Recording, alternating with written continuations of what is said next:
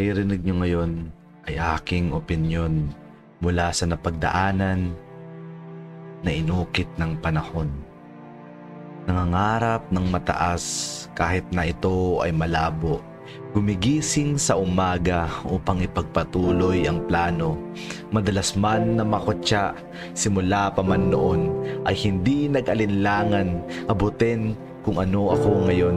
Sanay na mag-isa sa solong lakaran. Maswerte na kung may kaibigan na matagpuan. Tanging pamilya ang aking sinasandalan, bagamat inulan na ng saksak ang aking likuran. Mga tao na halos ituring na aking kapatid ang siyang mismong tumutulak sa akin pabalik. Ilalaglag ka lang para sa pansariling luho. Hinahadlangan ang aking mga plano. Inagaw ang tagumpay na nasa harap ko. Ayan ang mga panahon na ako ay nanlulumo. Ngunit hindi nagpatangay sa agos at hindi sumuko. Kahit anong hirap na mapagdaanan ay hindi magpapatalo. Ako ay ako at ang sarili kong mundo ay aking kontrolado. Bumaliktad man sa akin ang mundo ay hindi susuko hanggang maabot ko ang pangarap sa mundong to. Pasasalamat pa rin sa mga tao na sa akin nananalig, pero sa mga peke hindi na dapat binibigyan ng ligalig.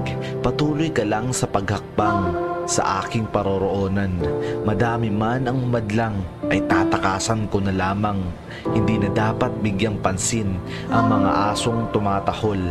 Hayaan na lamang sila na mapagod sa kakahabol, kakapilit na hilahin pababa ang tangi nilang nagagawa. Huwag ninyong antayin na gawan ko pa kayo ng paksa para kayo ay madala. Hindi kailanman magiging solusyon ang pagiging bayolente. Kumalma ka sa mga oras na ikaw ay nahihirapan, pare. Huwag kang magpapatalo sa emosyon at huwag kang magpapaapi. Kapayapaan ang tanging hangarin, tunog ng isang hele. Matuto kang magpatawad sa mga taong may nagawang mali sa'yo, kasi ikaw lang ang mahihirapan kung patuloy mong iniinda ang mga negatibo. May mga nagtatanong ng kung ano-ano.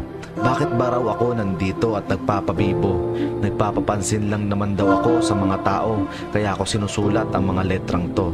Masaya ako sa ginagawa kong to, pampalipas oras habang walang kalaro.